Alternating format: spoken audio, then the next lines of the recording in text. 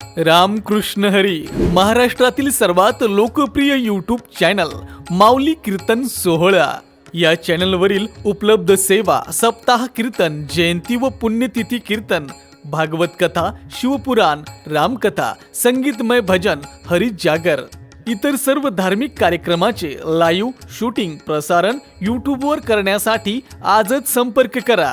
Channel प्रमुख श्री गणेश चोपडे पाटील आणि श्री कृष्णा चोपडे पाटील. महिमा वानु वारंवार हरी भक्त थोर भूमंडळी, त्यांची या भेटीचे अर्थ ब्रह्मादिका पूज्य सकळ लोका विश्वा झाले.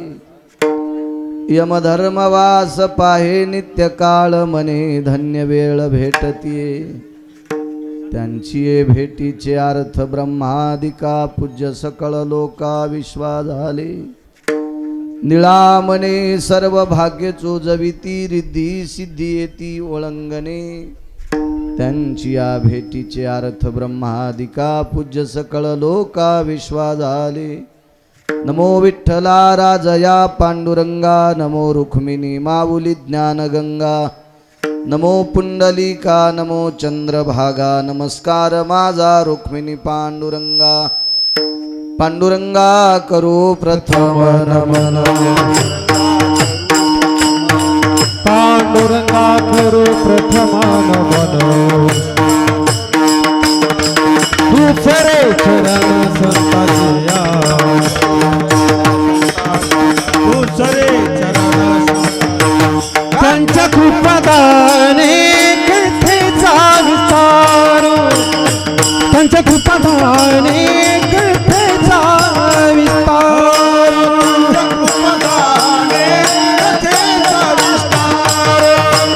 त्यांच्या कृपादाने कथेचा विस्तार. बाबाजी सद्गुरु दास तुका, बाबाजी सद्गुरु दास तुका, त्यांच्या कृपादाने कथेचा विस्तार, त्यांच्या कृपादाने कथेचा विस्तार. बाबाजी सद्गुरु दास तुका, बाबाजी सद्गुरु दास तुका, त्यांच्या कृपादाने कथेचा विस्तार, त्यांच्या कृपादाने कथेचा विस्तार. पांडुरंगा करू प्रथम नमन. दुसरे चरण संताची, त्यांच्या कृपादाने कथेचा विस्तारू. बाबाजी सद्गुरुदास तुका. मनोजवम मारुत तुल्य वेगम जितेंद्रियम बुद्धिमतां वरिष्ठम वातात्मजं वानरायुत मुख्यम श्रीरामदूतं शरणं प्रपद्ये. नागेंद्रहराय त्रिलोचनाय भस्मांगरागाय महेश्वराय नित्याय शुद्धाय दिगंबराय तस्मै नकराय नमः शिवाय. शरदिंदु समाकारे परब्रह्म स्वरूपिणी वासरा पीठ निलये सरस्वती नमस्तुते. विठ्ठल विठ्ठल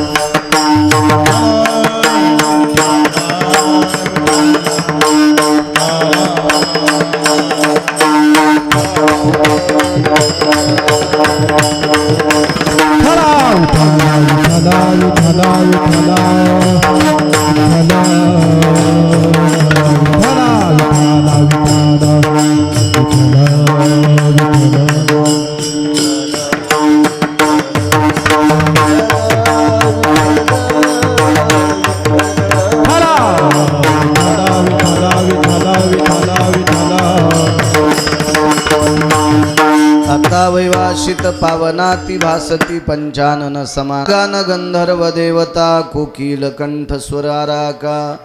जी कीर्तनी वैवासित लोका तयाची आचरणी नमनगा. मज दिसदसो परम विख्यातो जो जान ब्रह्मयाचा सुतू. नारद जान नाम तितिक्षु तयाची आचरणी नमनगा. जेने धर्म जितविलाची बळी तो संभाजी जान नवाळी कावतरला जयाची आकुळी तया छत्रपतीची आचरण कमळी साष्टांग नमन करीत सो विठला विठला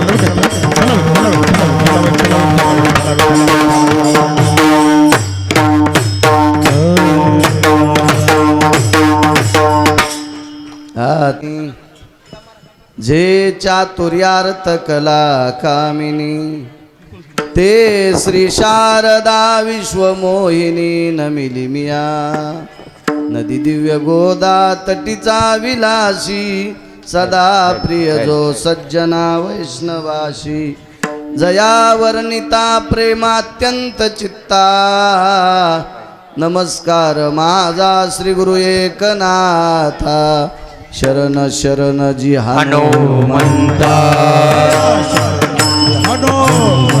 शरण शरण जी हनुमंता शरण शरण जी हनुमंता हे तुम्हारो रामदूता तुम्हारो रामदूता रामदूता तुम्हारो रामदूता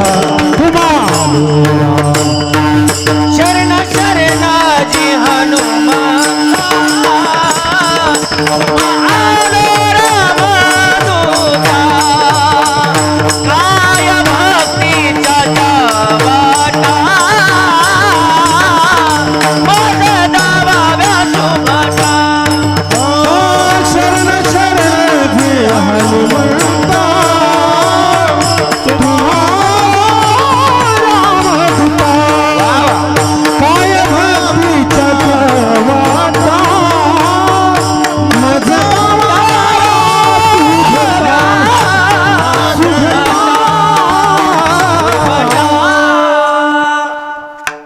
त्यांचा महिमा वारंवार हरिभक्त थोर भूमंडळी त्यांची ये भेटीचे अर्थ ब्रह्मादिका पूज्य सकळ लोका विश्वा झाले.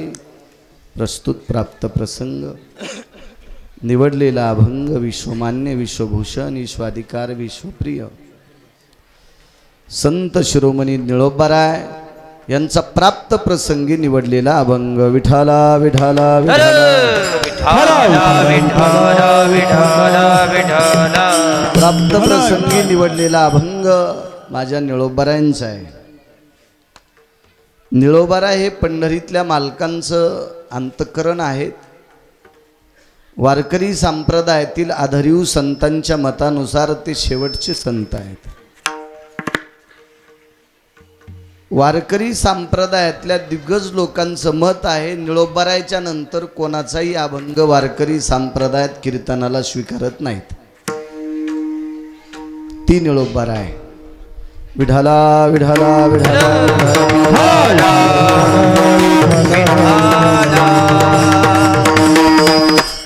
महाराज या अभंगाद्वारे म्हणतात, काय त्यांचा महिमा वारंवार हरिभक्त थोर भूमंडळी. मी किती वर्णन करू. संत एवढी मोठी आहेत, एवढी संतांची व्याप्ती आहे, एवढी ख्याती आहे, भक्तीचा व्यासंग इतका मोठा आहे, वर्णन करता येत नाही असं नाही, करायचा कंटाळा आलाय असं नाही. संत मोठीच एवढी आहेत की त्यांचं वर्णन किती जरी केलं तरी ते संपतच नाहीत, इतकी मोठी संत आहेत. विठाला विठाला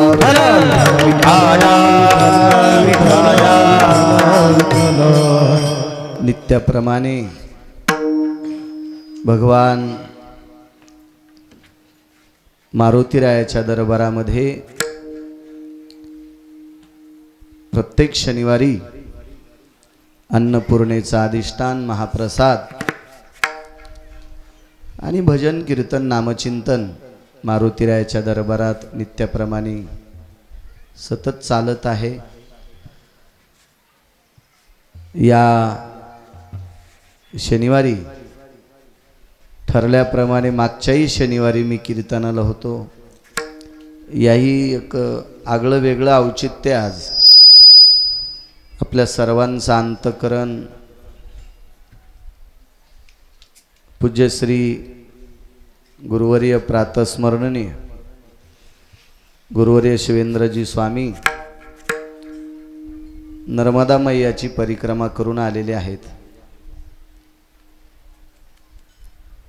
3600 किलोमीटरची परिक्रमा. पायी प्रवास झाला स्वामींचा. पायाच्या गुडघ्याच्या थोडासा मध्यंतरी आजार सुरू झाला वाटानं, म्हणून त्यांना ते थोडं कमी चालवावं लागलं. आणि शेवटी उशिरा निघल्यामुळे शेवटच्या ज्या उन्हाचा तडाखा होता ते ऊन फार होतं. सुरुवातीला दसऱ्याच्या वेळेस जर स्वामीजी निघलं तर 15-20 दिवसच ऊन लागतं. नंतर थंडी चालायला खूप पोषक असती आणि खूप तुमच्यावर मारुतीरायाची कृपा होती, नाही तर या उन्हात माणसं जास्त आजारी पडतात तिकडं. चला, तुमच्यावरती एक कृपाच होती, मारुतीरायाचं छत्र होतं तुमच्यासोबत. आणि हा पूर्ण प्रवास त्यांनी पायी चालला. आणि उगाच त्यांच्या मनात एक माणूस आलं किंवा गिरगावकरांचं कीर्तन ठेवा. मला या असं वाटत होतं माझं कशाला ठेवावं. मला म्हणले तुम्ही परिक्रमा करून आलात म्हणून तुमचंच ठेवायचं. कारण मी घरचा माणूस आहे ना रोजचा. खूप खूप कष्टाची परिक्रमा आहे. आणि तुम्हाला चालण्याचा सराव नाही, सवय नाही. कारण मी थोडासा शेतकरी आहे, मला चालण्याचा थोडासा सराव होता म्हणून मला काही त्रास झाला नाही. पण तुम्हाला सराव नसल्यामुळे खूपसा त्रास झाला. पण तो त्रास सहन करून तुम्ही नर्मदा मैयाची परिक्रमा स्वामीजी पूर्ण केली. भगवान मारुतीरायाच्या ज्ञानोबाराय तुकोबारायच्या विटेवरच्या मालकाच्या काशीतल्या मालकांच्या कृपेनं तुमची ती नर्मदा मैयाच्या कृपेने परिक्रमा पूर्ण झाली. आणि तुमचे ते पवित्र पाय आम्हाला बघायला भेटले. माझी एक इच्छा अधुरी राहिली. मी रात्री आजारी पडल्यामुळं मला शेलूतून पायी तुमच्या दर्शनाला यायची इच्छा होती. मी ठरेल तर सुद्धा, पण मागच्या 5-7 दिवसात जागरण दूरदूरचा प्रवास झाल्यामुळे रात्री हॉस्पिटलला ॲडमिट होतो. मग म्हणलं नको आता आपण आगाऊपणा करणं नको आहे. पण मारुतीरायाच्या कृपेने ते झालं असतं. तरी पण एखाद्या शनिवारी मारुतीरायानं ते माझं पूर्ण करावं आणि ते करतील मारुतीराय. माझी इच्छा होती की जे पाय एवढे पावलं चालत चालत चालत 3600 किलोमीटरची परिक्रमा केली, ते पवित्र नर्मदा मैयाच्या कृपेने पवित्र पाय ते, त्या पायाचं दर्शन घेण्यासाठी शेलूवरनं पायी चालत तेव्हा मानस पण येईल पुन्हा एक दिवशी. पूज्य श्री स्वामीजींच्या चरणी प्रणाम करतो. उपस्थित माझ्या ज्ञानोबाराय तुकोबारायची साधक सर्व भजनी मंडळी, मस्तक माझा पायावरी, वारकरी संतांच्या मृदंगाचार्य अनिल भाऊ आदी करून काजळे भाऊंचे विद्यार्थी आहेत. आदरणीय गजानन महाराज आहेत, अंशीरामभाऊ आहेत, आमचे सुदाम महाराज आहेत आदी करून सर्व ही नित्याप्रमाणे इथे येणारी भजनी मंडळी आहे. आणि पंचकृषेतून आलेला तुम्ही भक्तगण, आज आपण एवढे नशीबवान आहोत. आपल्याला सगळ्यांना जरी परिक्रमा नाही घडली, ज्या महात्म्यांनी ज्या स्वामीजींनी परिक्रमा केली त्यांचे पाय पाहायला भेटले, आपण इतके पुण्यवान आहोत. विठाला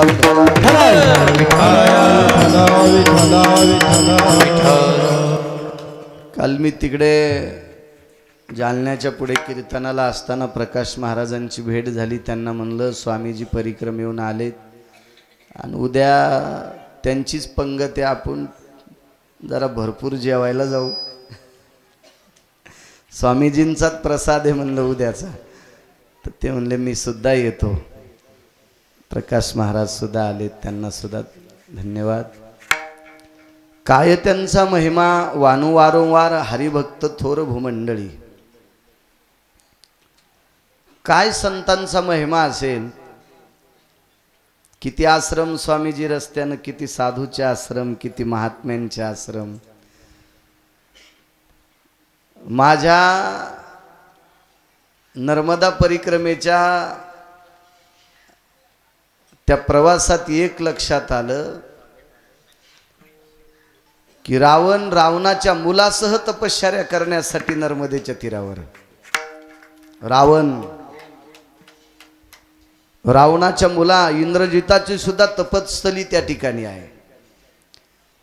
रावणाने किमान 500 पेक्षा जास्त शिवलिंगाची स्थापना अलीकडच्या कडेवर केली. 500 पेक्षा जास्त. गोरा कॉलनी संपल्याच्या नंतर एक आश्रम लागला स्वामीजी तुम्हाला मला. तो आश्रम देववैद्यांचा होता. दधीची ऋषींचा आश्रम होता तिथं. आणि दधीची ऋषींच्या आश्रमाच्या तिथेच सनत कुमारांचा आश्रम, म्हणजे देववैद्य. सनत कुमार सुद्धा तपश्चर्या करण्यासाठी नर्मदा मैयाच्या तीरावर. अश्विनी कुमार देववैद्य त्यांची सुद्धा तपश्चर्या करण्याची स्थली नर्मदा मैयाच्या तीरावर. काय अश्विनी कुमारांची शक्ती महाराज. एका कमी वयाच्या मुलीचं लग्न झालं. साधूचा महिमा किती मोठा असतो पहा. फार कमी वय होतं, पण लग्न जास्त वयस्कर व्यक्तीसोबत झालं. 95 ते 100 वर्षाचा नवरदेव होता. त्याचे केस काळे, काळ्याचे पांढरे झाले, पांढऱ्याचे पिंगट जटा झाल्या. 95 ते 100 वर्षाचा नवरदेव. शिवाय अंध नाही, डोळे फुटलेले स्वामीजी. नर्मदा मैयाच्या तीरावर तपश्चर्या करणारी साधू किती नाविन्यपूर्ण पहा. डोळे फुटलेली आहेत. 95 ते 100 वर्षाचं वय साधूचं. आणि 12-13 वर्षाच्या मुलीसोबत लग्न झालं. आईवडिलांनी लग्न लावून दिलं. वाटे लावत असताना मुलीनं आईवडिलाचं दर्शन घेतलं आणि आईनं बाबानं कानात सांगितलं, जा माय, दिल्या घरी तू सुखी राहा. आणि आई वडिलांना कानात सांगितलं की तुझे पती म्हणे वयस्कर आहेत. वडिलांना माहीत होतं, आईला माहीत नव्हतं. शिवाय ते त्यांना डोळे पण नाही आहेत. आणि त्या पतीचा संसार करत असताना देवापेक्षा जास्त तू पतीवर प्रेम कर, असं आईनं बापानं सांगितलं.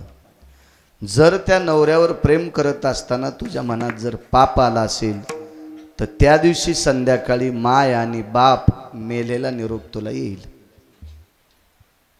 असं आई वडिलांना त्या मुलीच्या कानात सांगितलं. मुलगी दिसायला एवढी सुंदर होती, तिचं नाव होतं सुकन्या.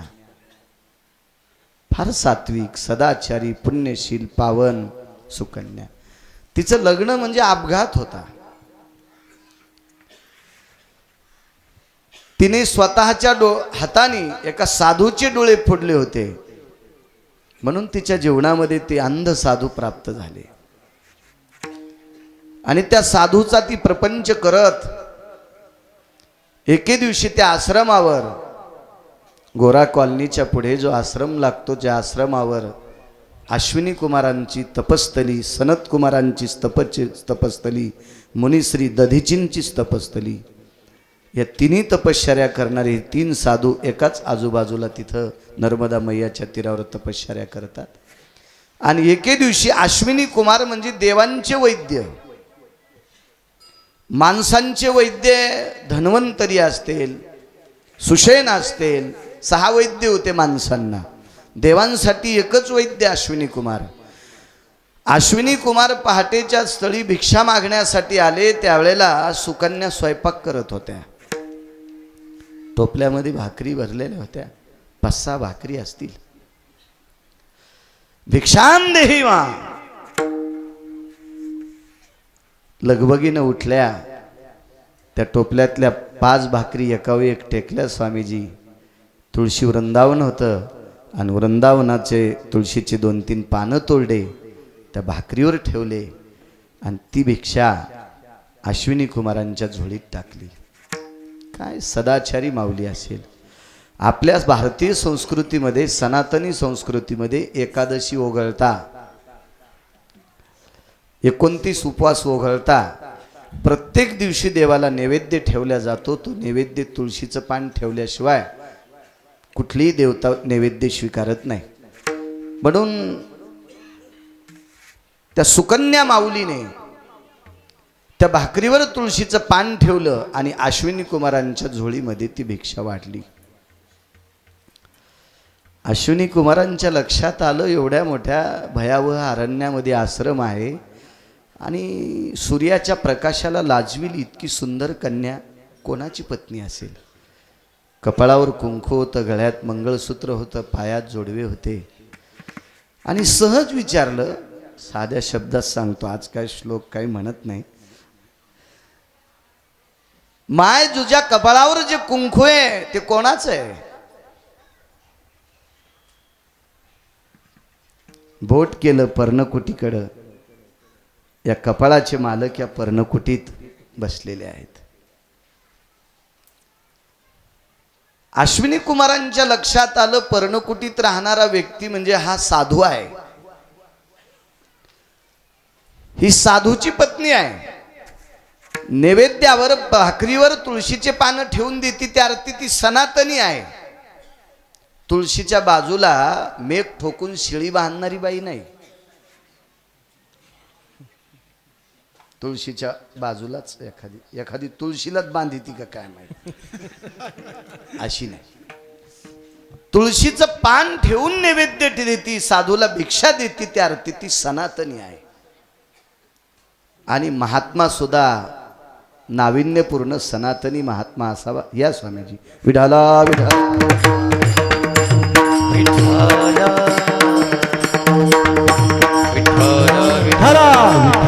विठ्ठला विठ्ठला विठ्ठला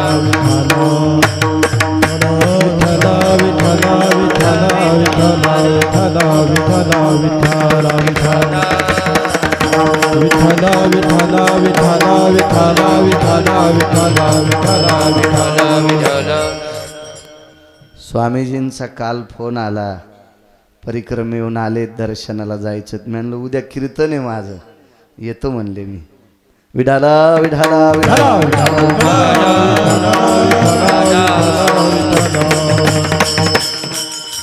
सनातनी माऊली आहे त्या अर्थी साधू फार टोकाचे सनातनी असतील.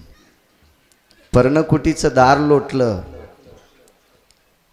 तर ते अश्विनी कुमारांचे शिष्य होते, देववैद्यांचे शिष्य होते, म्हणजे देवाच्या डॉक्टरचे शिष्य होते, देवांचा डॉक्टर. पर्णकुटीत प्रवेश केल्याबरोबर चाहूल लक्षात आली, आवाज दिला, सुकन्या कोण आहे सोबत? धर्मपत्नीनं सांगितलं, प्राणनाथा महात्मा आलेत आपल्या भेटी करता, मला त्यांचं नाव कळेल. असं म्हटल्याबरोबर अश्विनी कुमारांनी समोरच्या साधूचं नाव घेतलं. स्वामीजी गुरुजींचा आवाज ऐकल्याबरोबर फुटक्या डोळ्यातून पाणी आलं, खळा खळा खळा पाणी येत होतं. आणि पत्नीला सांगून गुरुजींच्या पायाजवळ नेलं आणि अश्विनी कुमारांच्या पायावर डोकं ठेवलं. आणि अंध डोळे नाहीत, फुटलेली डोळे होती. त्या फुटक्या डोळ्यातून पाणी येत होतं आणि फुटलेल्या डोळ्यातून आलेली आनंद अश्रू, त्या आनंद अश्रूंनी आपल्या गुरुवर्यांचे पाय धुतले. आणि दोघंजण बोलत बसले. तेवढ्या अवकाशात सुकन्या आपल्या स्वयंपाका करता बसलेल्या आहेत. पर्णकुटीचं दार लावलं, काही 10-5 शिष्य असतील, ते सुद्धा बाजूला बसलेले, काय त्यांचा महिमा सांगतोय. आणि बराच वेळ बोलत असताना सहज विचारलं, का रे म्हणे, आता ते गुरु शिष्य असल्यामुळे गुरुजी आरतुर बोलत होते, का रे जिने मला भिक्षा वाढली ती तुझी धर्मपत्नी कशी सेवा करती? महात्म्याच्या तोंडातून वाक्य पडलं, आईनं माझ्यावर लहानपणी जितकं प्रेम केलं त्याच्या 1000 पटीनं माझ्यावर प्रेम माझी पत्नी करते. तू बघितलं का रे तिला? महाराज विचारतात त्यांना, बघितलं का? नाही म्हणे, माझे डोळे फुटल्यावर लग्न झालं आणि डोळे फुटल्यावर लग्न झाल्यामुळं मला काही माझी धर्मपत्नी बघता आली नाही. बर, बघण्याची इच्छा आहे? नाही म्हणे, फक्त एकच इच्छा आहे, फार दिवसापासून तुमचे पाय पाहिले नाही आणि ते पाय बघण्याची इच्छा आहे. अश्विनी कुमार देवांचे वैद्य नर्मदा मैयाचं जेल कमलंडूत घेऊन त्या आश्रमावर पोचरलेले होते. त्या नर्मदा मैयाच्या पात्रातलं कमलंडूतलं जल एका पात्रात घेतलं, त्याच्यात 2, 6, 4 आणि 14 वनस्पती टाकून त्या घासल्या आणि त्याचं पाणी एका व्यक्तीच्या डोळ्यावर टाकल्याबरोबर चुटकी वाजूस तर डोळे परत आले. अश्विनी कुमारांची कृपा. आणि अश्विनी कुमारांनी त्या व्यक्तीला डोळे दिल्याच्या नंतर मग त्या व्यक्तीने दर्शन घेतलं अश्विनी कुमारांचं, डोळे लावून घेतले आणि सांगितलं, मला आता अंध करा, मला अंध करून टाका, मला आता पुन्हा जग पाहायचं नाही. अश्विनी कुमारांनी सांगितलं, भक्तराज तुम्हाला मी डोळे दिलेत ती बंद करण्यासाठी नाही दिली राजे हो, मला माहीत आहे तुम्ही देवांचे वैद्य आहात, मला डोळे दिले पण मला फक्त तुमचे पाय पाहापुरते डोळे पाहिजे होते, मला बायको पाहायचीच नाही. काय विरक्ती असेल, काय सूत्र असेल या लोकांचं भक्तीचं. ही लोक स्त्री लंपट नव्हती महाराज. काही लोकांचा प्रपंच म्हणजे अगदी अगदी अगदी अगदी असा गोड असायचा. कमळपत्र जळी आलिप्त कमळ जळी जैसे, सत्यवादी करी आलिप्त कमळ जळी जैसे.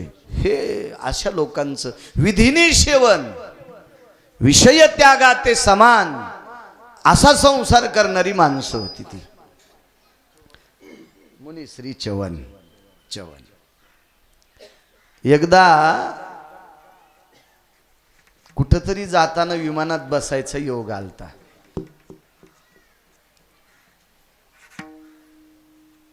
आम्ही तिघजण सोबत होतो. आता त्यांनी जिले त्या तिकिटावर जा शीटवर लिहून दिले त्याच्यावर बसायचा नियम विमानामध्ये.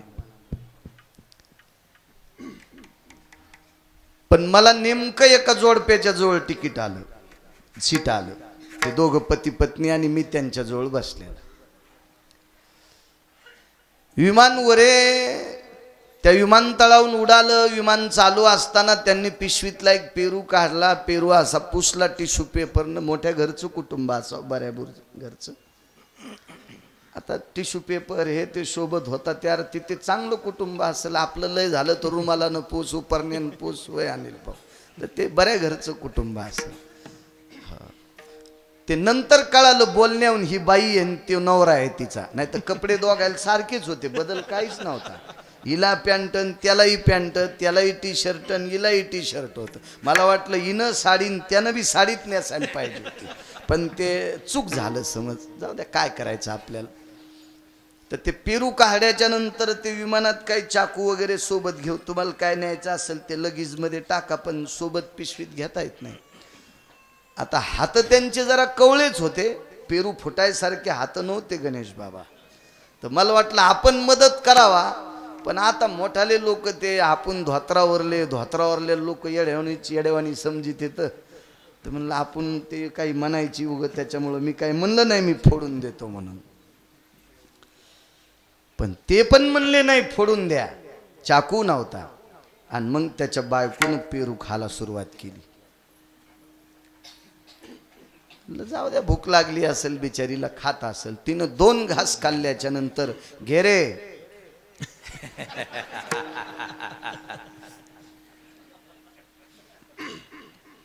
घे घे घे. तर मला वाटलं आता पेरू 2 असते तर एक त्यानं एकीनं खायला पाहिजे होता, पण एकच पेरू असेल त्यांच्याकडं.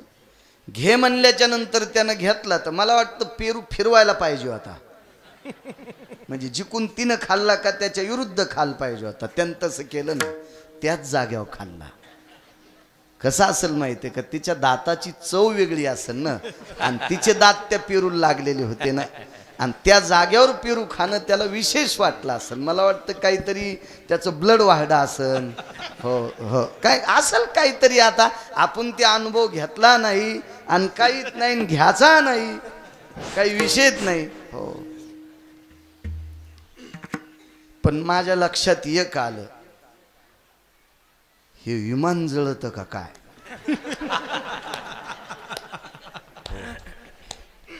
इतकं पाप. बायकोनं टोकरलेल्या जाग्यावर नवऱ्यानं त्याच जाग्यावर भोसल्या अण्णा पेरू टोकरून खावा. किती पाप असेल. काय स्त्रीलंपटपणा झाला. किती विशुद्ध संसाराची कथा झाली. मला सांगा, हे जोडपं कोण्या देवाच्या पायरीला जित्त पुरल्यावर स्वामीजी त्याला मोक्ष मिळेल, जर सनातनी असेल तर. बरं का, कोण्या देवाच्या पायरीला जर गजानन बुवा त्याला पुरलं जित्त, नाही तर चंद्रभागेत टाकलं 100-200 फूट खड्डा करून, तर मोक्ष भेटेल अशा नालायकांना. काय काय टोक आहे महाराज. देवांगनेसारखी कन्या 95 वर्षाच्या साधूला लाभावी, आणि त्या साधूला डोळे नसावा, आणि डोळे प्राप्त झाल्याच्या नंतर फक्त महात्म्याचे पाय बघण्यापुरते डोळे पाहिजे, आणि डोळे लावून घेतले. आता माये डोळे अंध करा. ते म्हणले, अरे भक्तराज, मी देवांचा डॉक्टर आहे, मी दिलेली डोळे आता गेल्यावर जाते, तोपर्यंत जात नाही. ती डोळे दिली मुनिश्री चवनांना. डोळे प्राप्त झाले, पण दुःख एका गोष्टीचं वाटलं स्वामीजी. 18-19 वर्षाची मुलगी आणि 100 पार केलेला नवरदेव, कसं शक्य व्हायचं ते. आणि मग 52 वनस्पती एकत्रित केल्या, 52, आणि त्याचं चाटण केलं. पूर्वीच्या काळी चाटण म्हणत होते लहान. आता त्याला नवीन नाव निघलं, घुटी. लेकराला घुटी, पण आयुर्वेदामध्ये त्याला चाटण म्हणायचे. शुद्ध शब्द आहे चाटण. ती मुरड शेंग वगैरे बायका घासायच्या, लेकराला घोटी द्यायच्या, देत होत्या. आता कशाच्या मुरड शेंगान काय, आता जरसं काय झालं की दवाखाना, त्याच्यामुळे काळ बदलला. आता ते 52 वनस्पतीचं चाटण दिलं आणि ते चाटण घेतल्याबरोबर 22 वर्षाचा नवरदेव झाला, मुनिश्री च्यवन 22 वर्षाचं. तर ते अपघात झाल्याच्या नंतर या पायासाठी त्याचं नाव आहे च्यवनप्राश. त्या चाटणचं नाव काय आहे? च्यवनप्राश. तर मी 150 किलो खाल्ला होता. तर बॉईल जेन तर नीट झालाच नाही, वजन वाढल्यामुळं जास्त फाकू लागला. हो, तर मी म्हणलो च्यवनांना जो च्यवनप्राश दिला ते तुमच्याकडे भेटत नाही का? ते म्हणले त्याच्यात ज्या 52 वनस्पती होत्या त्या आम्हाला सापडत नाहीत. त्याचं कारण आहे स्वामीजी, पंढरपुरातला मालक इतका हुशार आहे. ह्या 52 वनस्पती का सापडू देत नाही? ह्या 52 वनस्पती सापड्यान च्यवनप्राश खाल्ल्यावर जर म्हातारं पोरग झालं तर या भारतातल्या कोणाच पोराचं लग्न होणार नाही, म्हाताऱ्याचंच पुन्हा पुन्हा होणार.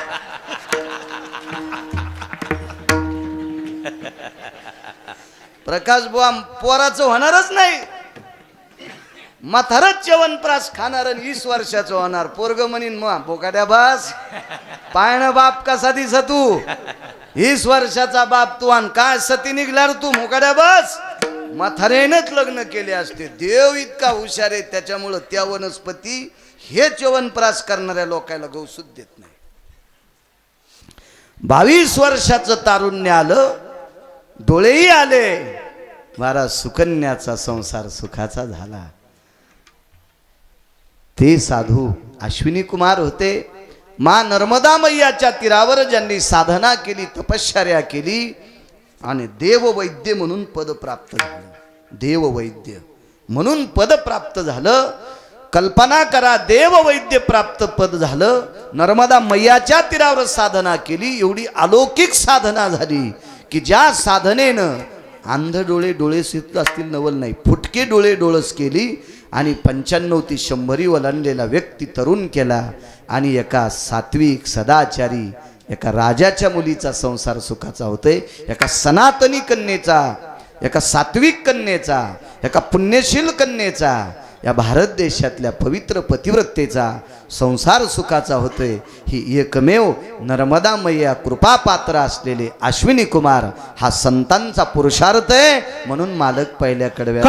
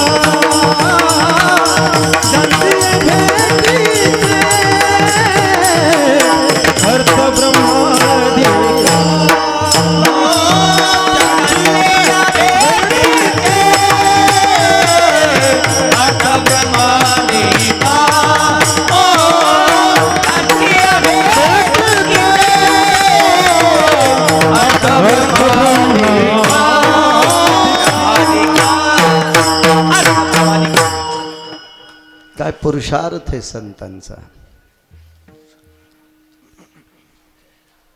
आगळं वेगळं नाविन्य संतांच्या बाबतीत फार मोठा महिमा आहे.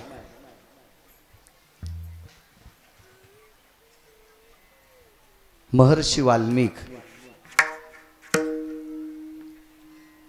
लव आणि कुशाला नर्मदा मैयाच्या दर्शनाकरता घेऊन गेले. आश्रम बघितला तुम्ही येताना. काही लोकांचं मत तिथे जन्म झाला नाही, साधने करता नेली. तिथे साधने करता फार अशी छोटीशी गुंफा आहे, माणसाला जाता येत नाही तिथं. आता ती अशी दबली असेल म्हणा, पूर्वी असेल मोठी.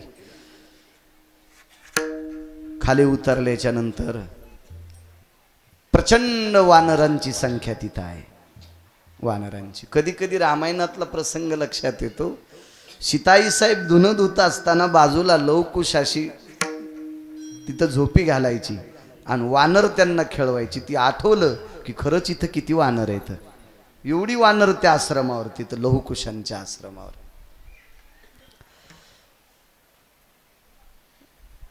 भगवान मर्यादा पुरुषोत्तम रामचंद्रांची सुपुत्र लव आणि कुश यांना नर्मदा मैयाच्या दर्शनाकरता, स्नानाकरता, काही साधना करण्याकरता महर्षी वाल्मिकांनी लवकुशांना घेऊन गेले. तिथपर्यंत नेलं. तिथे लवकुशांची साधना झाली, बालवयामध्ये साधना झाली, तपश्चर्या झाली. आणि त्या लवकुशांचा प्रताप इतका वाढला, एवढा मोठा प्रताप वाढला. सीताई साहेबांनी नर्मदा मैयाला एक मागणी केली. मागणी केली की मी दुःखी आहे, मला काही कारणाकरता वनात आणून सोडलेलं आहे, पण हे मैया मला झालेली ही पुत्र एवढी प्रभावशाली हो, एवढी तेजस्वी हो, एवढी शक्तिशाली हो, हे अजिंक्य झाले पाहिजे. अजिंक्य अजिंक्य. स्वामीजी नर्मदा मैयाचा आशीर्वाद एवढा लाभला की रामप्रभूचे पुत्र रामप्रभू सुद्धा त्यांना हरू शकत नव्हते. रामप्रभूलाच त्यांनी हरवलं.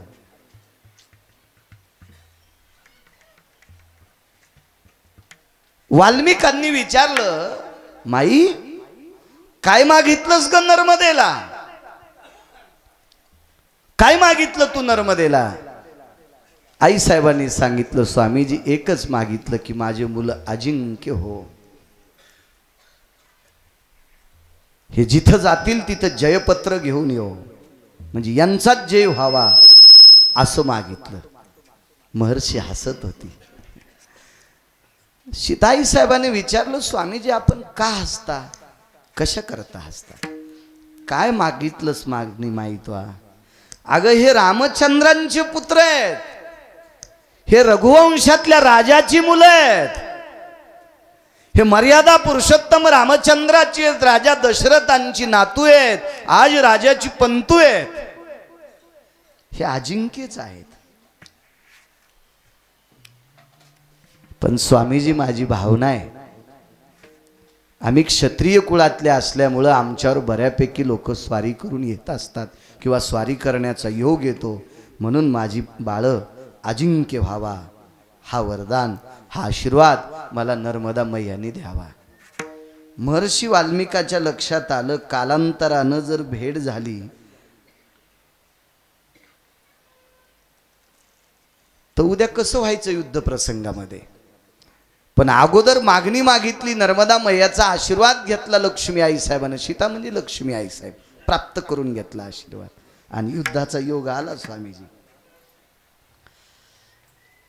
लक्ष्मणासोबत जय प्राप्त झालं, रामचंद्रांसोबत जय प्राप्त झालं. यज्ञाचा सोडलेला घोडा त्याचा साज काढून घेतला. महर्षी वाल्मिकांना एके दिवशी मर्यादा पुरुषोत्तम रामचंद्रांनी प्रश्न केला, स्वामीजी गुरुवर्य, आमचे लव आणि कुश एवढे प्रभावशाली झाले, तुमच्या आशीर्वादाची ताकद आहे, तुमच्या संस्काराची ताकद आहे, तुम्ही दिलेल्या विद्येची ताकद आहे, तुम्ही केलेल्या शस्त्रविद्येची गोडशी ताकद आहे. महर्षी वाल्मिकांनी सांगितलं, प्रभू ऐका, मी शिकवलं, माझ्या सानिध्यात ती राहिली, मी गुरु या नात्यानं त्यांना आशीर्वादही देऊ शकतो, दिलाही पण हे तुमच्यासोबत अजिंक्य ठरले हा माझा आशीर्वाद नाही. तुमच्या सोबतच्यांनी जयपत्र घेतले हा माझा आशीर्वाद नाही, हा मैया नर्मदेचा आशीर्वाद आहे.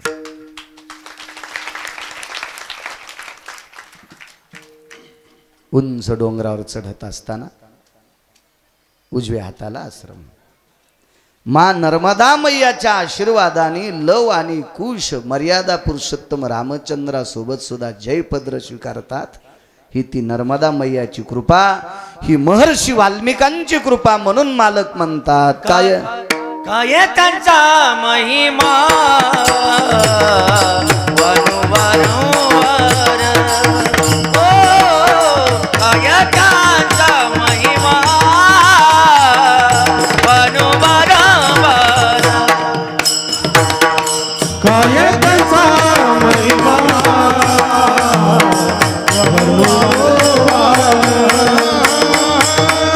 काय त्याचा महिमा वारंवार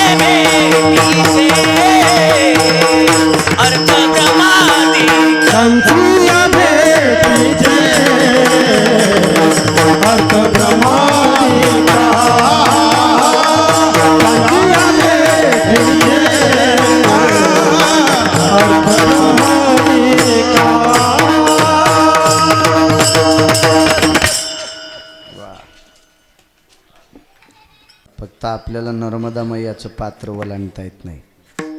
तिकून आहे इकून आहे. आणि मधामध्ये नर्मदा मैयाच्या पात्रात एक लहानसं बेट आहे. त्या बेटावर ब्रह्मदेवानी साधना केली. प्रसन्न तीर्थ आहे ते, बघायसारखं आहे. त्याच्या पुढे गेलं की सप्तधारा छान गिजिता अशा 7 धारा वाहतात. त्या ग्रहण कालात कसं असतंय, चांगली माणसं नशीब घेऊन आलेलीच असते.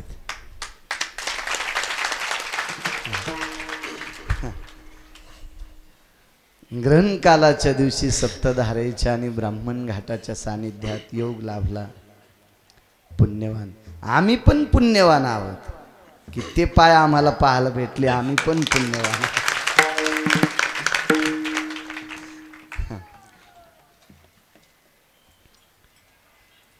ब्रह्मदेवानं साधना केली स्वामीजी फक्त एकाच गोष्टीसाठी.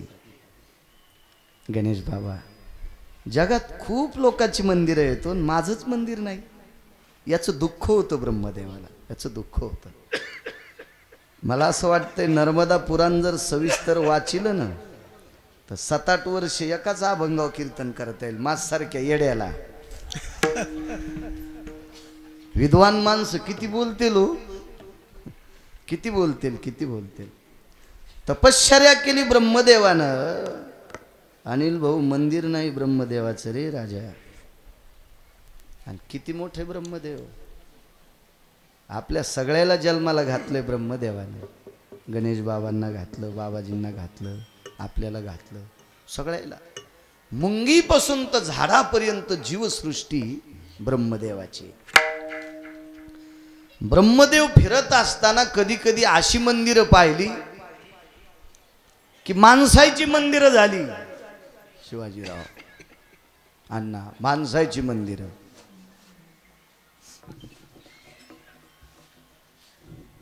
अण्णा तेच एक तुमचं अजून. हा, बाबासाहेब तारे. हा, ते इकडचं आडनाव आहे त्या गावच्या लोकांचं. हा, तारे पाटील. अच्छा. हो. स्वामीजी, मी नशीबवान माणूस आहे. इथं काहीच नव्हतं तेव्हा पहिलं कीर्तन गिरगावकराचं झालं. त्या दिवशी माझ्या कीर्तनाला मंडप पण नव्हता. त्या लिंबा झाडाखालीच होतं. शिरा होता गुळाचा. कच्चून शिरा खाल्ला. कीर्तन केलं, शिराच्या 5-7 वड्या कच्चून खाल्ल्या. तुम्ही होते ना गाला, तुम्ही होते. कच्चून शिरा खाल्ला.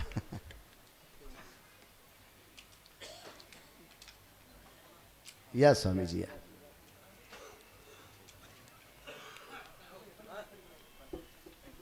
एवढं इथं बसू द्या ना. जरसं थोडं थोडं मागं मागं सारखा जागा सोडा. विठाला विठाला.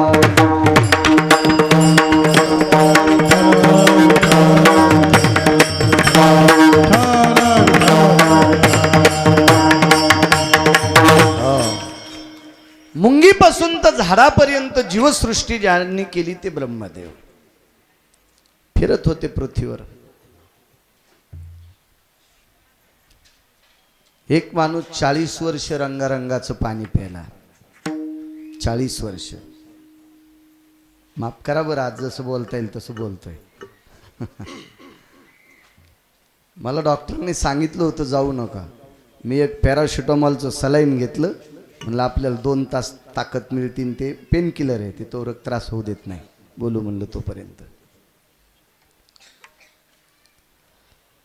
40 वर्ष रंगारंगाचं पाणी पिलं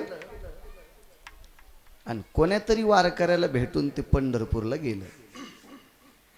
चंद्रभागेचं स्नान केलं, पुंडलिक रायाचं दर्शन घेतलं, नगर प्रदक्षिणा केली, विटेवरच्या मालकाचं दर्शन घेतलं, मालकिनीचं दर्शन घेतलं आणि बाजारात जाऊन त्या सस्ताईला आठाण्याची माळ घेतली.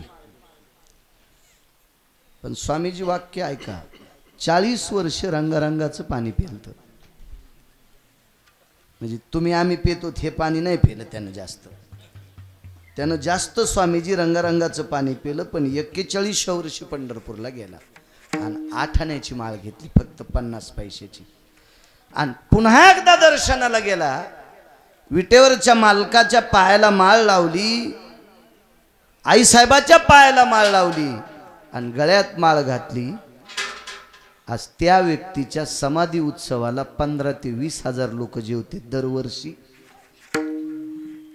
दरवर्षी 15,000 ते 20,000 लोक जेवतात. किती मळमळ होत असेल ब्रह्मदेवाला हे पाहिल्यावर. कोणी जन्म दिला? ब्रह्मदेवानंच जन्म दिला ना त्या माणसाला. ब्रह्मदेव म्हणले मी जन्म दिलाय बेट्याला आणि इतकं मोठं झालं, इतकं चुकीचं काम करीत होतं 40 वर्ष आणि 41 वर्षापासून इतकं मोठं झालं की मेल्याच्या नंतर 20,000 लोक याच्या पुण्यतिथीला जेवतात. असं ब्रह्मदेव म्हणते बरं का. मी नाही. माझंच असं का? ब्रह्मदेवानं बऱ्याच देवांना विचारलं पण सगळ्या देवांनी सांगितलं आपला अपराध शिक्षेस पात्र आहे. तुम्ही केलेला जो गुन्हा आहे तो शिक्षेस पात्र आहे. ब्रह्मा कन्येशी धरू जाय किंवा वेदार्थाचा गोवा कन्याभिलाष वेदे नाही आईसे सांगितले. घोर गुन्हा आहे तुमचा, अपराध आहे. आणि हा अपराध जाळण्याचा औषध केमिकल कोणाकडे नाही. ब्रह्मदेवाने विचार केला, आपण बापाच्या भेटी करता गेलो. भगवान पंढरीनाथ ब्रह्मदेवाचे पिता आहेत, त्यांच्या नाभी कमळातून जन्म झाला. तर पंढरपुरातल्या मालकाने ब्रह्मदेव एक जण म्हणला, मग त्यावेळेला पंढरपूर होतं का? त्या गोळ्या संपल्यात. जेव्हा नव्हते चराचर तेव्हा होते पंढरपूर. त्रिशूळावरी काशीपुरी चक्रावरी पंढरी. हो, पंढरपुराचा विषय कशाला डोक्यात लावायचा? बर जाऊ द्या. एखादा म्हणील चराचरण ते आम्हाला काय कळायत, पण किती युगापासून देव उभा आहे? रोज आरतीत म्हणता योगी 28 विटेवर चला, त्याच्यातले किती युग पाठ आहेत तुम्हाला? भजनेल नाही म्हणायलो मी. किती युग पाठ आहेत तुम्हाला? 4. बाकीचे कोण चांद पाषाण पाठ करायचे का अख्तरभाईनं पाठ करायचे? कोणी पाठ करायचे? आपल्याला जर एखाद्याने विचारलं, आपण एवढ्या सनातनी गप्पा हाणतो, रोज आरतीत म्हणतो योगी 28 विटेवरी उभा. सांगा बर, कीर्तन करायला जर खालून चिठ्ठी दिली, धोतर नाही पिवळं व्हायचं की उभ्या कीर्तनात? आणि सोपं आहे गुरु स्वामीजी, इतकं प्रश्न किती सोपा आहे, ते सहज कोणी देऊ शकतो ना. महाराज योगी 28 विटेवरी उभा आम्ही रोज आरतीत म्हणतो, पण आम्हाला 28 युग पाठ नाहीत बाप्पा, सांगा, ही आमची चिठ्ठी. गजानन भाऊ अवघडच होईल ना गिरगावकराचं, पण दुसऱ्याचं कशाला घर पेटवायचं? तुमच्या सगळ्यांच्या आशीर्वादानं मी सांगेल ना, हो विठाला विठाला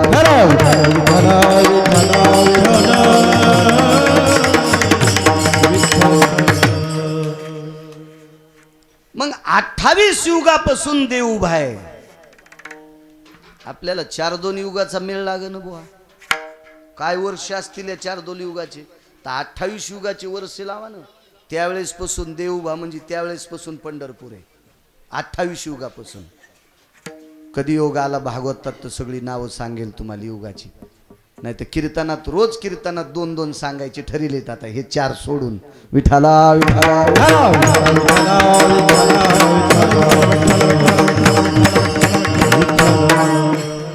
मग भगवंताकडे गेले.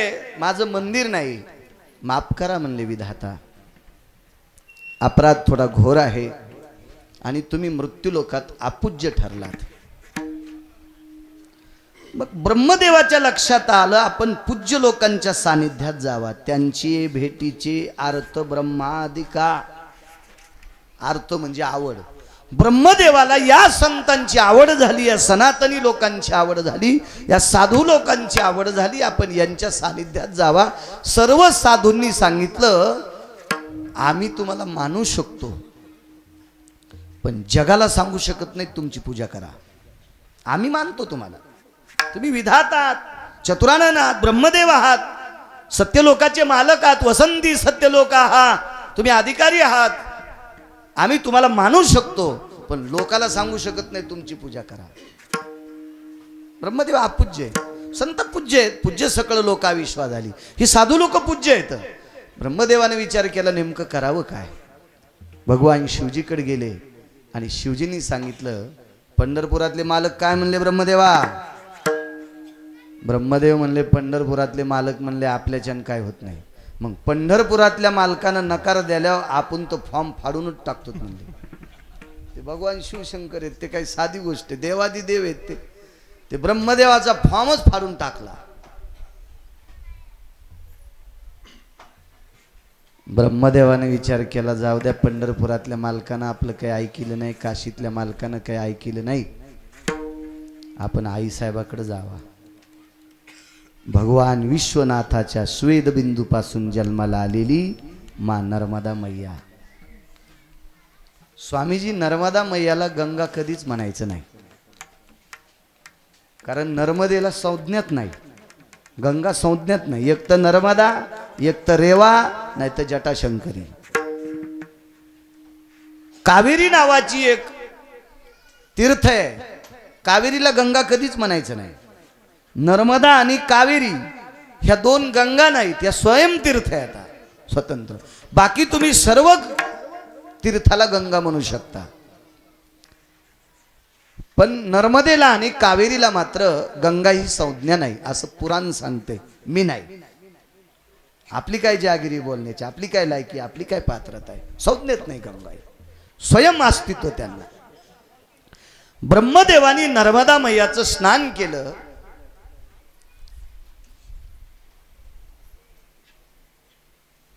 250 पेक्षा जास्त शिवलिंग स्थापन केली. 250 पेक्षा जास्त शिवलिंग स्थापन केली ब्रह्मदेवाने.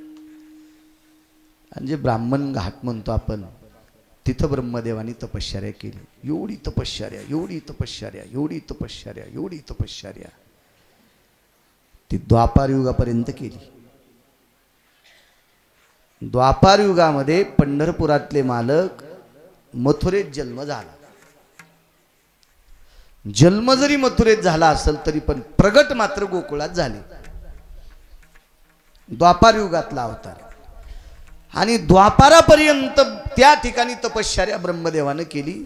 आणि मग ब्रह्मदेव मात्र नर्मदा मैयाचा आशीर्वाद घेऊन गोकुळात आले.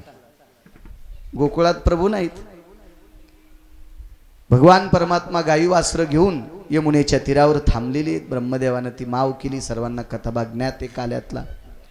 आणि तिथे प्रभूचं दर्शन झालं. आणि त्याच्यानंतर पंढरपुरातले मालक जगदानंद कंद जगतपती द्वारकाधीश श्रीकृष्ण परमात्म्याच्या लक्षात आलंय की 3 टाइम ब्रह्मदेव संध्या करायची. आपण तर 2 टाइम स्नान केली. सकाळी एक आणि संध्याकाळी एकदा 2 स्नानं असायचीच. 2 वेळेला नर्मदा मैयाची आरती. ब्रह्मदेवाची त्रिकाल संध्या. तर तपश्चर्या बसलेला पासून द्वापार युगापर्यंत तपश्चर्या केली. स्वामीजी स्नान किती झाले असतील? काय स्नान असतील? एक मला नर्मदा मैयाचा MP मधला मध्य प्रदेशातल्या लोकांचा एक पुरुषार्थ तुम्हाला सुद्धा पाहायला भेटला असेल. मध्य प्रदेशामध्ये उच्च शिक्षित लोक सुद्धा घाटावर स्नानाला जातात. आपले जाणार नाहीत. नाही नाही, आपले महानम्री येत. वा वा वा, आपले इतके नम्री येतं. हवा ज्याच्या गावाला गंगा त्याच्या गुडघ्याला सांगा. त्याच्यामुळेच मन पडलेली आपल्याकडे. इतके नम्री येत आपले, इतके नम्री. हे लोकायला परमार्थ दाखिनार, यायला मसवाल कापायला पाहिजे. इतके भारी लोक आहेत आपले. काय महाराज, प्रचंड श्रीमंत, प्रचंड. नायब तहसीलदार आमच्या देखता स्नाना करता आले. प्रांत वगैरे असे न काय काय ती लोक सगळी पदवीधर माणसं. कुठले म्हणलं साहेब? आम्ही इथलेच आहोत. गावाकडे आल्याच्या नंतर घरी स्नान करत नाही. ते 3 मजली घर माझंच आहे म्हणले. पण आमच्या बाथरूम मध्ये तुट्यात नाही का? एखादा आमचा येडगळ पाहुणा आला तर त्याच्यात आंघोळ करीन. ते हिंदी भाषेत सांगत होतं. ते बी तुमच्या महाराष्ट्रातलीच म्हणजे. नाही तर आम्ही उच्च पदावर असताना आमच्या बाथरूम मध्ये आंघोळी करीतच नाही. ते घाटावर आंघोळीला. आमच्या महिला उजडायच्या अगोदर स्नानाला जातात. काय प्रचंड व्याप महाराज त्या लोकांची. काय भक्तीचं सूत्र. आपल्याला नाही. आपले फक्त वाचे म्हणता गंगा गंगा. हे उदाहरणं सांगायला पटाईत लोक आहेत आपले. अशी पटाईत लोक आहेत. पटाईत लोक आहेत. तरी पण त्या भागातली माणसं महाराष्ट्राला का मानतात? की महाराष्ट्र ही संतांची भूमी स्वामीजी. म्हणून आपल्या महाराष्ट्राला खूप मानतात. खूप मानतात.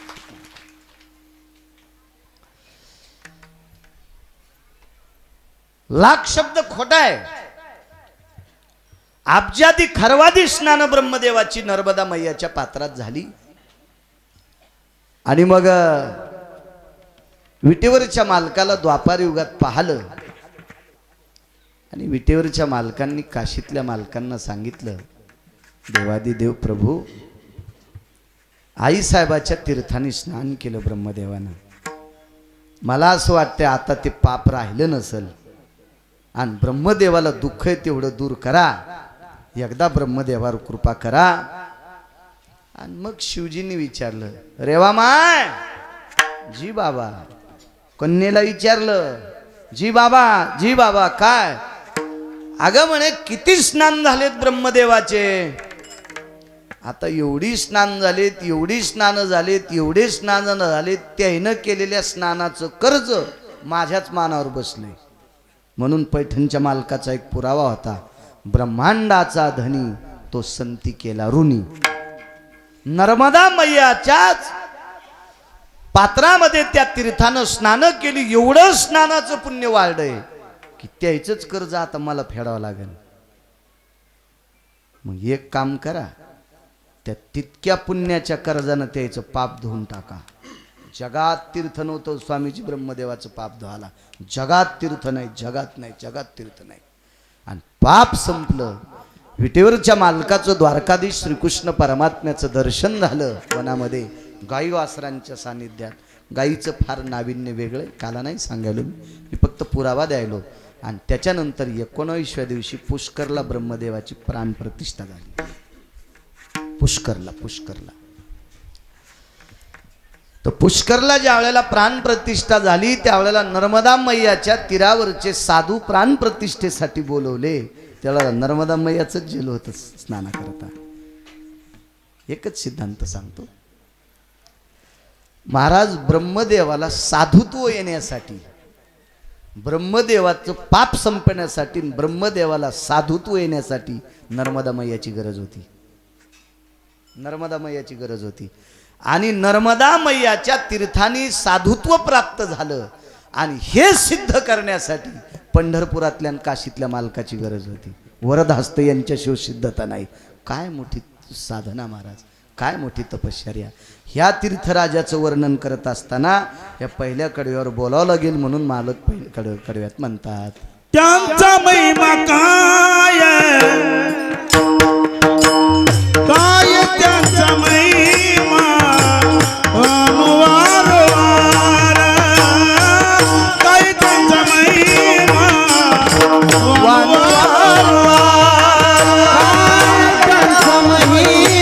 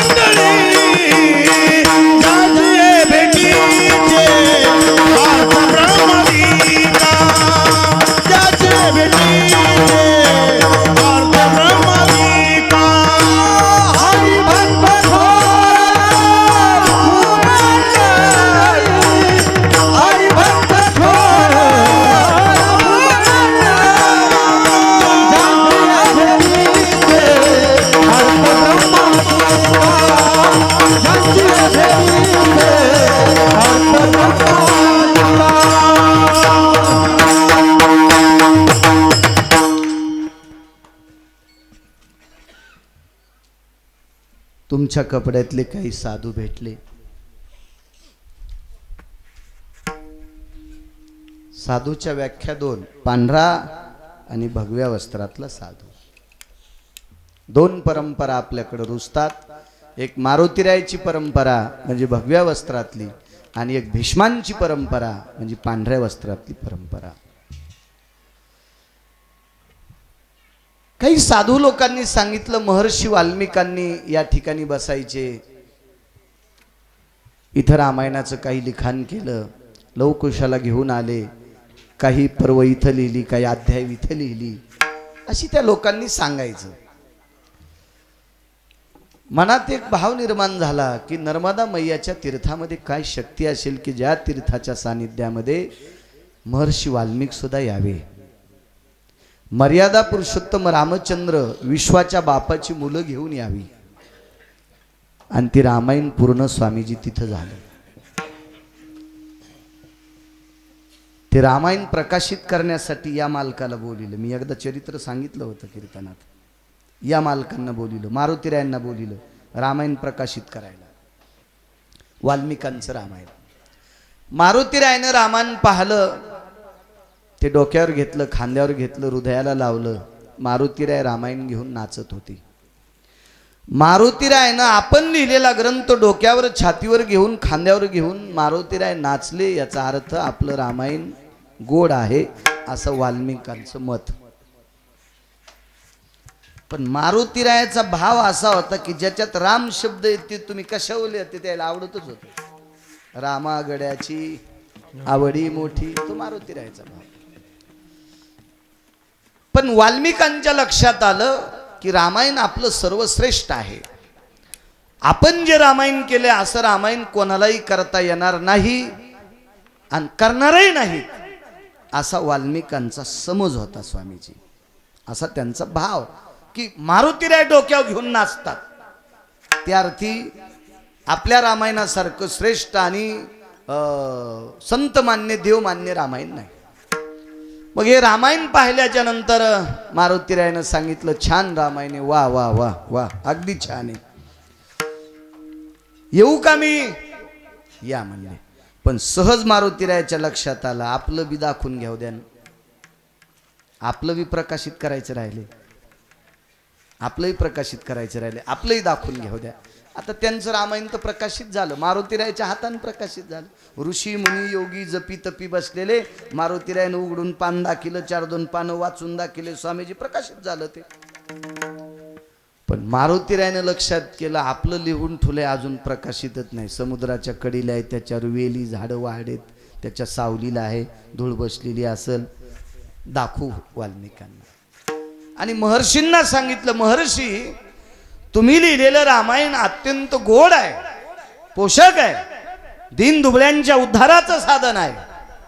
पण मी सुद्धा लिहिलेलं ग्रंथ तुम्हाला दाखवायची इच्छा आहे.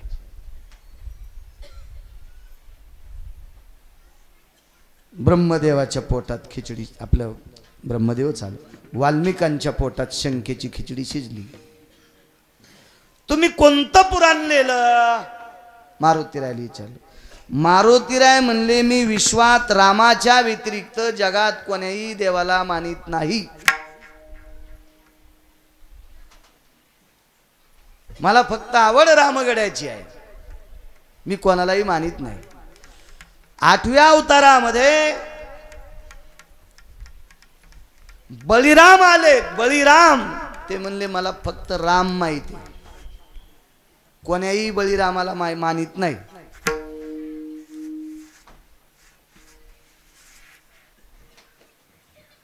जा म्हणले मारुतीरायाला सांगा, कृष्ण परमात्म्यानं बोलिले. येत नाही म्हणले, येत नाही, येत नाही, येत नाही. गरुडाला सांगितलं, जाय ना, रामप्रभूनं बोलवलंय सांगा. आता रामप्रभूनं बोलवलं म्हणलं, देवाला राम व्हावं लागलं आणि आईसाहेबाला सीता व्हावं लागेल ना. तसं कसं शक्य? नाहीच मानलं महाराज. आपुला तो एक देव करून, काय साधना, काय नियम, काय किती मोठी श्रद्धा, किती निष्ठा. नाही म्हणले. हा म्हणले, मी बाकी काहीही लिहिणार नाही, मी सुद्धा रामायणच लिहिले.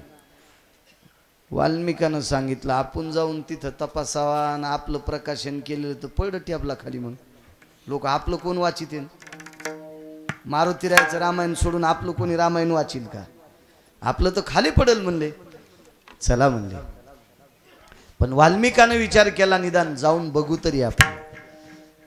शेपटीनं अशावरच्या वेली, फुलांच्या वेली वाढल्या होत्या त्याच्यावर, कारण जिवंत वेली रामायणाची पूजा करीत होत्या रोजची रोज. जिवंत वेलीला कळ्या लागायच्या आणि सूर्योदय झाला स्वामीजी की त्या कळ्या रामायणावर पडायच्या. विश्वातल्या एकाही माणसाला तोडण्यासाठी फुल लागत नव्हतं, फक्त मारुतीरायानं केलेल्या रामायणाची पूजा करण्यासाठी जिवंत वेली नित्य पूजा करायच्या. वेली बाजूला सरकिल्या, शेपटी आदळल्याबरोबर समुद्रातलं पाणी उडालं, रामायणाच्या प्रती धुतल्या गेल्या, कारण त्या कागदावर नव्हत्या, त्या शिळेवर होत्या, शिळेवर नखानं कोरलेल्या होत्या. काही ओया स्वामीजी लाल अक्षरातल्या होत्या. लाल अक्षरातल्या ओया फक्त रामचंद्राचा संदर्भ असलेल्याच असायच्या. श्रुतीनं प्रश्न केला मारुतीरायाला की रामप्रभूचा संदर्भ असलेली ओई तुम्ही फक्त लाल अक्षरात लिहिता का? लाल अक्षर हे प्रेमाचं प्रतीक आहे आणि रामप्रभूविषयी माझं हृदयापेक्षा प्रेम आहे, म्हणून नख दाबायचं आणि नख दाबल्याबरोबर रक्त निघायचं आणि त्या रक्तानं ओई लिहिल्या जायची. इतके देव आवडायचे लाल ओव्या. ब्रह्मदेवानं हे सगळं काही त्या लिखाणाचं कौशल्य पाहिलं आणि ब्रह्मदेव, पुन्हा ब्रह्मदेवच आला शब्द, वाल्मिक गर्भगळीत झाले. आपण केलेलं रामायण या रामायणाच्या एका ओळीची सुद्धा बरोबरी करू शकत नाही. एवढं मोठं रामायण मारुतीरायाने केलं. वाल्मिकाच्या आश्रमावर मारुतीरायाचा सन्मान झालता, स्वागत झालतं. आता मारुतीरायाला कुठं आश्रम आहे? मग मारुतीराय म्हणले तुमची काय सेवा करू किंवा तुम्हाला काय देऊ, काय देऊ? वाल्मिक हुशार होते. वाल्मिक म्हणले काहीच देऊ नका, तुमच्या हातानं प्रकाशित केलेलं रामायण चांगलं प्रकाशित व्हावं इतकंच द्या. तुमच्या हातानं प्रकाशित केलेलं रामायण चांगलं प्रकाशित व्हावं इतकंच व्हावा. मारुतीरायानं सगळ्या रामायणाच्या शिळा शेपटीत बांधल्या आणि समुद्राला पोटात घ्यायला लावल्या. बुडाल नाही का समुद्र वरी उभा राहू शकत नाही. रामायण डोक्यावर घ्यायची ताकद नाही, अहंकाराचं टोके सागर, आणि म्हणून तेवढ्या रामायणाच्या शिळा पोटात ठेवल्या. काय प्रचंड उपकार असते तो. जर मारुतीरायानं जर कृपा केली नसती, मारुतीरायानं दया केली नसती, तर महर्षी वाल्मिकाचं रामायण एकाही व्यक्तीनं वाचिलं नसतं, एका सुद्धा व्यक्तीनं वाचिलं नसतं. पेपर तरी वाचितील लोक, पण मारुतीरायानं दया केली, स्वतःचं रामायण समुद्राच्या पोटात ठेवलं आणि वाल्मिकांवर दया केली, आणि जगाभरात वाल्मिकांचं रामायण वाचलं जाते. हा मारुतीरायाचा पुरुषार्थ आहे. काय त्यांचा महिमा, काय त्यांचा महिमा, हरी भक्त थोर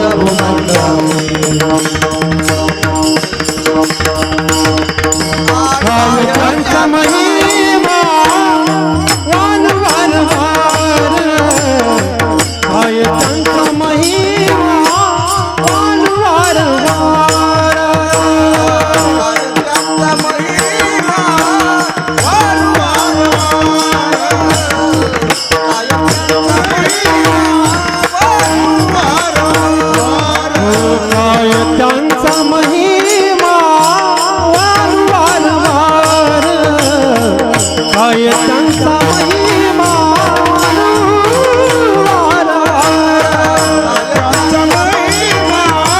वान वार वार, काय त्यांचा महिमा वान वार वार, हरी भक्त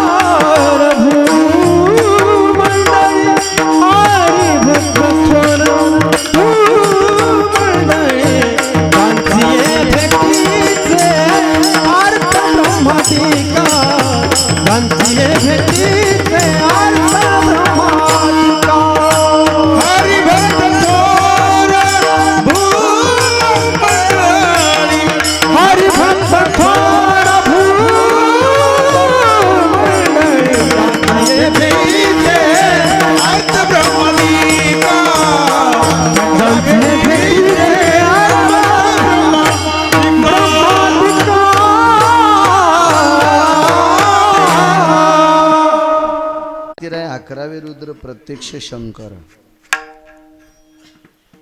प्रत्यक्ष शिवजी, आणि त्या शिवजीच्या कन्येच्या पवित्र तीर्थावर महर्षी वाल्मिकांनी रामायण लिहिलं. मारुतीरायानं आदर करणे म्हणजे कन्येचा आदर करणे, शिवजींनी आदर करणे म्हणजे कन्येचा आदर करणे. हे रामायण प्रसिद्ध होण्याचं कारण, मारुतीरायानं दया करण्याचं कारण एकमेव असेल तर नर्मदा मैयाचीच कृपा झाली.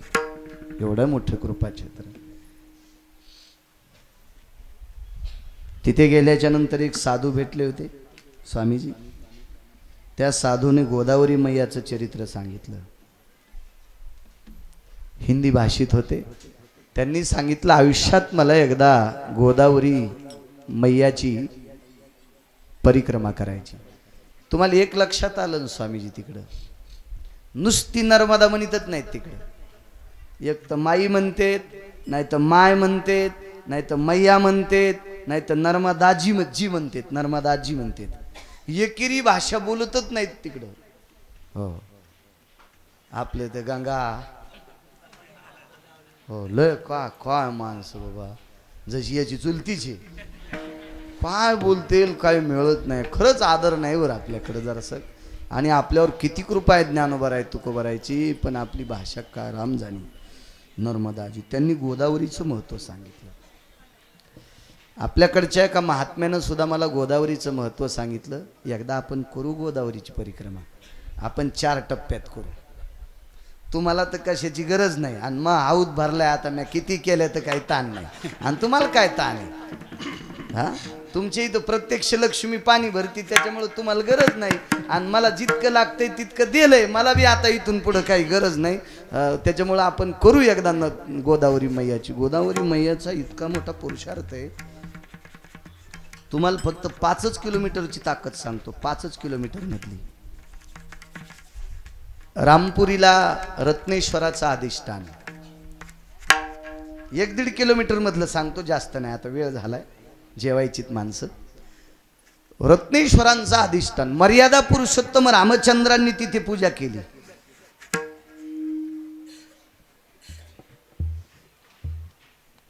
पाणी आणि दूध एकत्रित करून टाकलं, पाणी आणि दूध एकत्रित करून टाकलं. दूध शिवजीनं स्वीकारावं आणि पाणी बाजूला जावं. पंचगव्य केलं, त्याला द्विगव्य म्हणायचं, पाणी आणि दूध. तर त्याच्यातलं पाणी बाजूला जावा आणि दूध मध्ये जावा. काय पुरुषार्थ! आजही ती परिस्थिती आहे. त्याच्या बाजूला सीताकुंड आहे, सीताकुंड, सीताकुंड.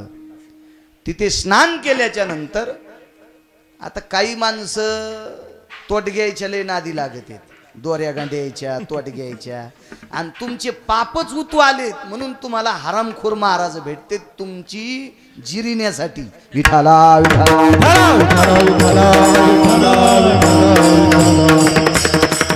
चांगला एक लक्षात घ्या स्वामी, आता तुम्हाला नसतं कडक बोलताय, तुमची जरा वेगळं, तुम्हाला त्या वस्त्राची ताकद असते. मी शेवटी भरका माणूस आहे ना, चमचा भरका होत नाही, चिखलान भरलेला आहे, त्याच्यामुळे मला परमेशन बी येऊन बोलायची. विठाला विठाला.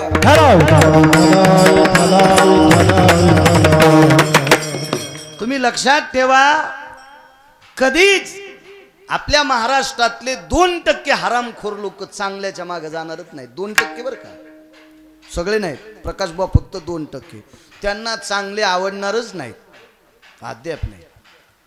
आणि मग मधले लोक पकवाद्याला शा देतेन, गायकाला शा देतेन, महाराजाला शा देतेन, पण कोण्या पकवाद्याला? चुकीच्या. कोण्या पकवाद्याला? कोण्या गायकाला? चुकीच्या. कोण्या कीर्तनकाराला? चुकीच्या.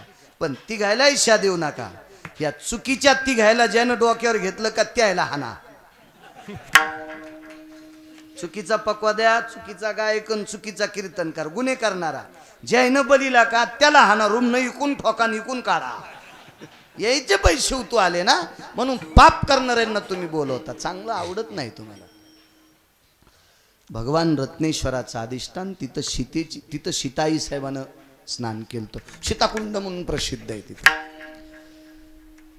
तिथं आपल्या पवित्र महाराष्ट्रातल्या काही माऊल्यांनी तशी साधनेनं जर त्या सीताकुंडात स्नान केलं त्या उताराला, तर अंतःकरणातले कितीतरी आजार दूर होतात. स्त्रीचे बरं का, स्त्रीचे गर्भाशयाचे आजार दूर होतात.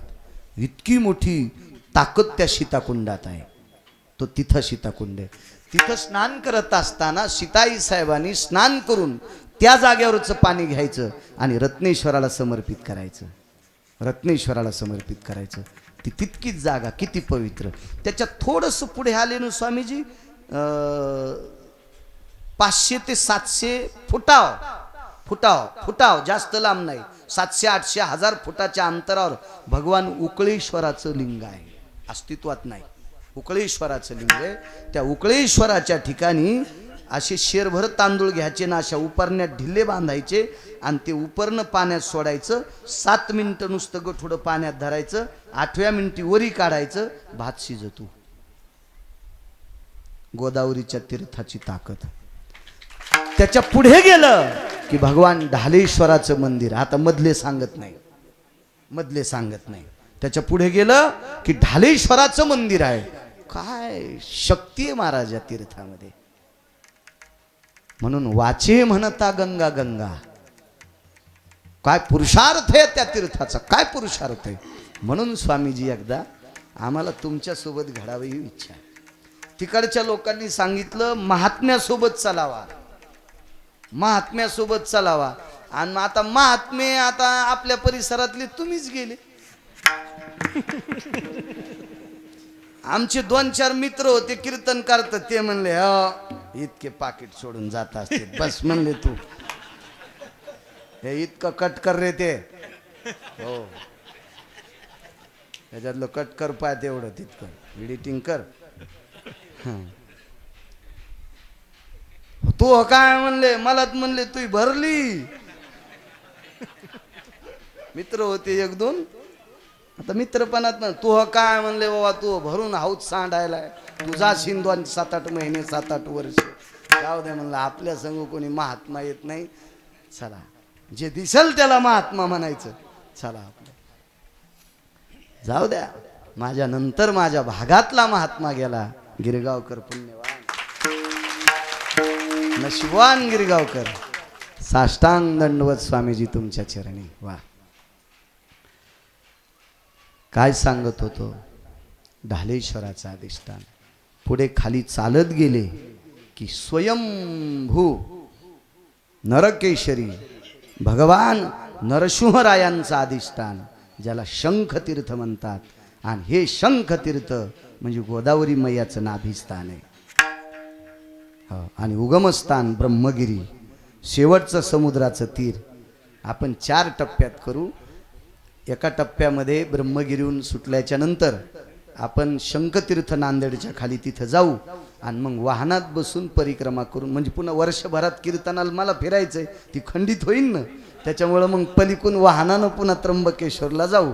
दुसऱ्या वर्षी शंखतीर्थापासून चालायचं समुद्रतीर्थ समुद्राचं तीर नावेत बसून पुन्हा पलीकडे वाहनात बसून.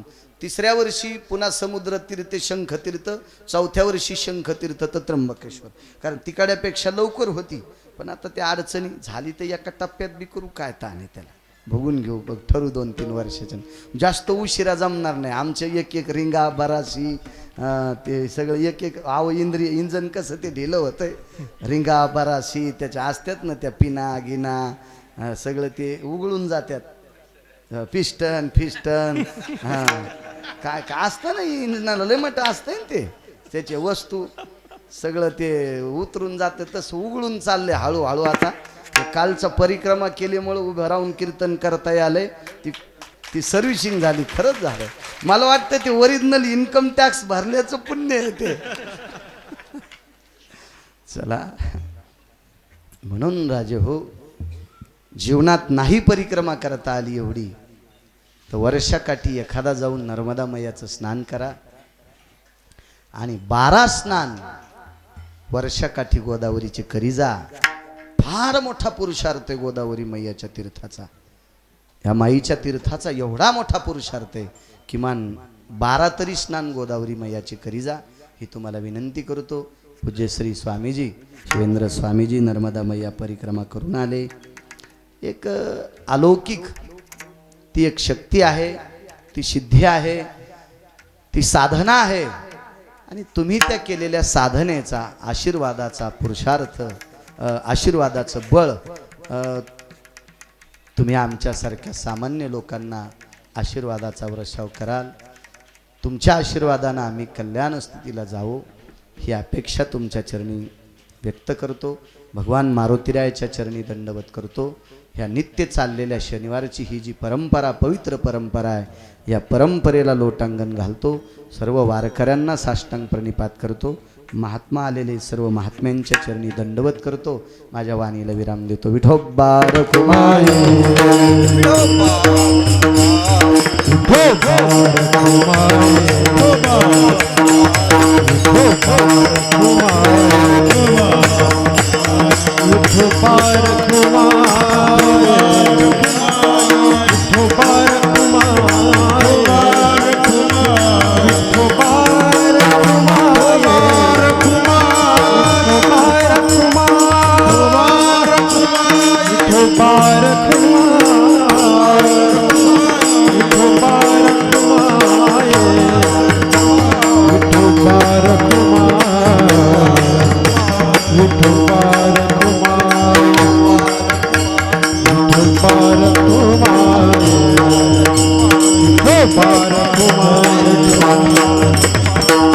Bye.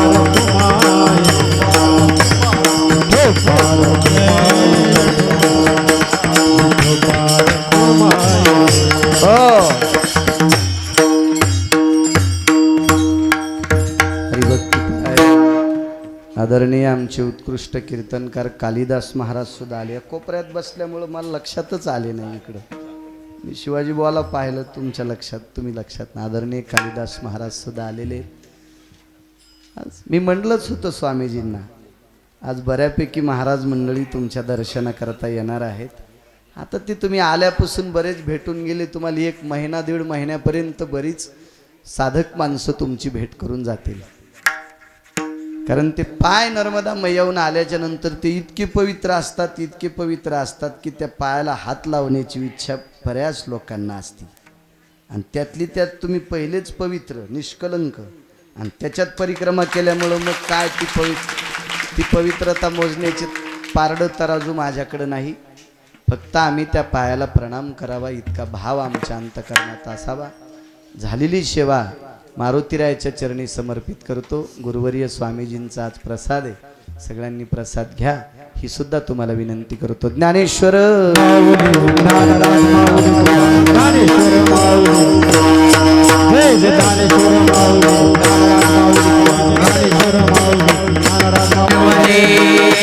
मैया नर्मदे, हर हर नर्मदे, मैया नर्मदे, हर हर नर्मदे, मैया नर्मदे, हर हर नर्मदे, मैया नर्मदे. हातावरी करा हाता.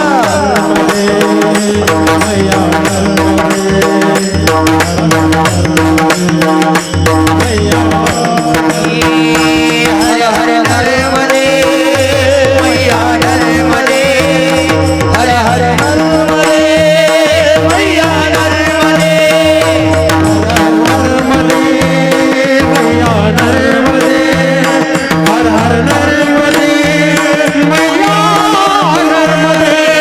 हर नर्मदे, मैया नर्मदे, हर हर नर्मदे, मैया नर्मदे. हर हर नर्मदे, मैया नर्मदे, हर हर नर्मदे, मैया नर्मदे, हर हर नर्मदे, मैया नर्मदे, हर हर नर्मदे, मैया नर्मदे, हर हर नर्मदे, मैया नर्मदे, हर हर नर्मदे, मैया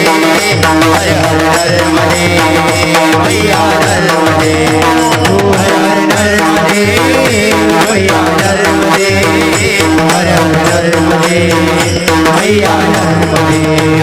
हर हर नर्मदे, मैया नर्मदे, हर हर नर्मदे, मैया नर्मदे, हर हर नर्मदे, मैया नर्मदे, हर हर नर्मदे, मैया